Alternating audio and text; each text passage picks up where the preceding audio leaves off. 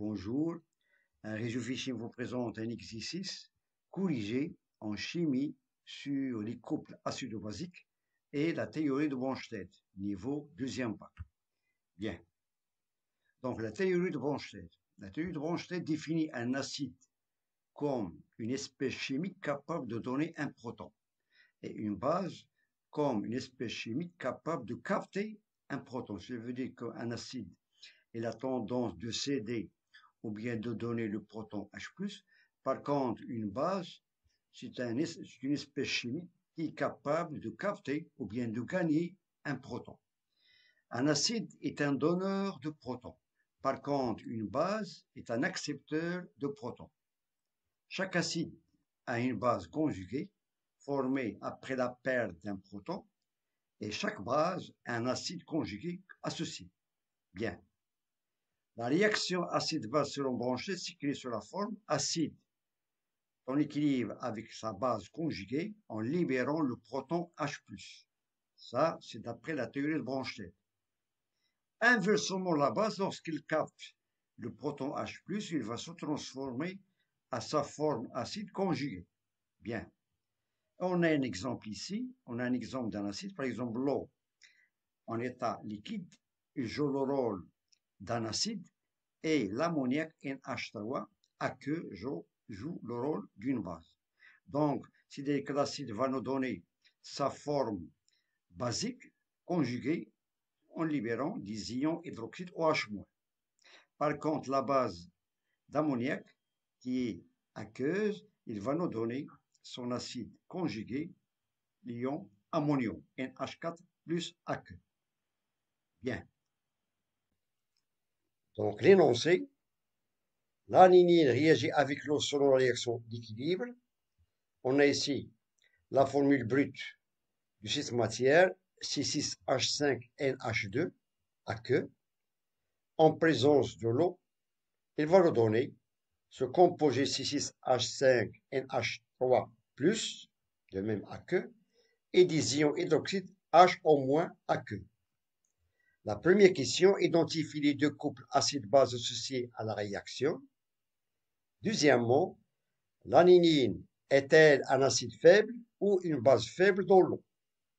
Et la dernière question montrait que la réaction acido-basique précédente s'interprète comme l'échange d'un proton entre deux espèces appartenant à deux couples acide-base différentes.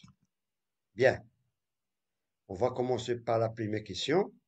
Identifier les deux couples acide-base associés à la réaction. On a ici une réaction en équilibre entre l'aninine et l'eau. Et on va, d'après cette réaction, on va identifier deux couples acide-base. Bien, un peu de réflexion. Commençons par le premier couple.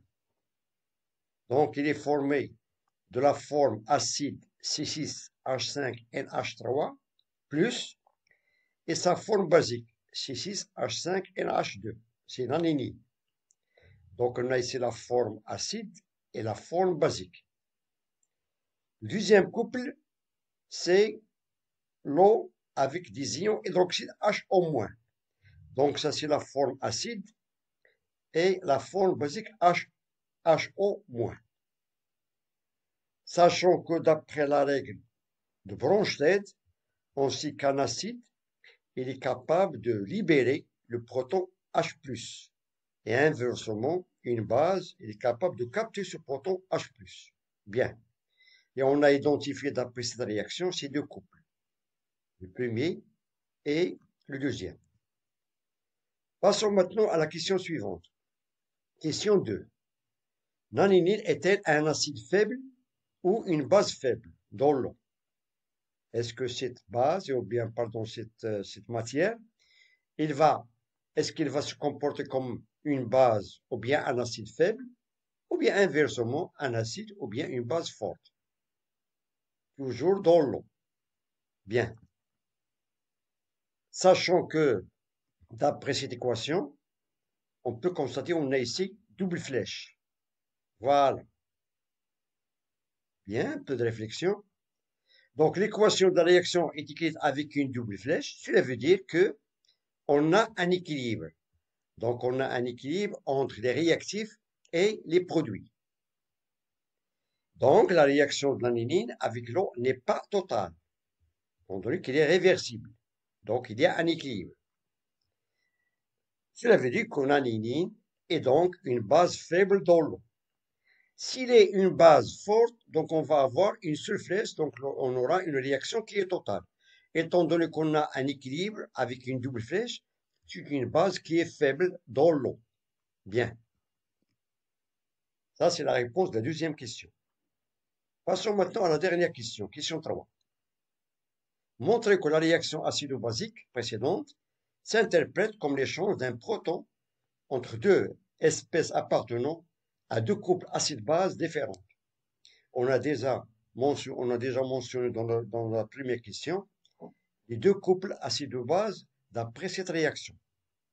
Bien, donc on rédige la demi-équation pour chaque couple en mettant en évidence l'échange du proton H+. Commençons par le premier couple. Voilà, on a C6H5NH3+, ça c'est la forme acide, et C6H5NH2, c'est la forme basique. Et on sait que d'après la règle de Bronsted, donc un acide, c'est une espèce chimique qui est capable de libérer le proton H+. On va respecter cet ordre. Voilà. Donc on a la réaction entre l'aninine et l'eau. Et on a ici la formule de cette matière qu'on appelle l'aninine. Cela veut dire que cette forme basique, elle va capter le proton H+, qui est libéré par cette forme acide de C6H5NH3+. Et on aura la demi-équation suivante. On a C6H5NH2, il a capté le proton H+, pour donner sa forme basique, sa forme acide C6H5NH3+, d'après le couple acido-basique. Bien, ça c'est la première demi-équation de ce couple qu'on appelle le couple acido-basique. Bien. Pour le deuxième couple, H2O, HO-. C'est-à-dire, dans ce cas, l'eau, il va jouer le rôle d'un acide. Bien, donc il va libérer le proton H+, pour se transformer en ion HO-, qu'on appelle l'ion hydroxyde. Et on aura la demi-équation suivante. On a l'eau, H2O, il a libéré le proton H+, pour donner la forme basique. D'après ce demi-équation et d'après ce deuxième couple acido-basique. Et pour obtenir l'équation de cette réaction entre l'aninine et l'eau, on va simplifier le proton des deux côtés et on aura H+ qui a été capté par la forme basique. Il est simplifié par H+ qui a été libéré par l'eau. Et on aura l'équation finale, C6H5NH2 plus l'eau, il va nous donner, d'après cet équilibre, C6H5NH3 plus HO-. Bien, on a la réaction entre l'aninine et l'eau pour nous donner la forme acide de l'aninine avec la forme basique de l'eau. Bien. Donc, je vous remercie de votre attention. Bon courage et à très bientôt.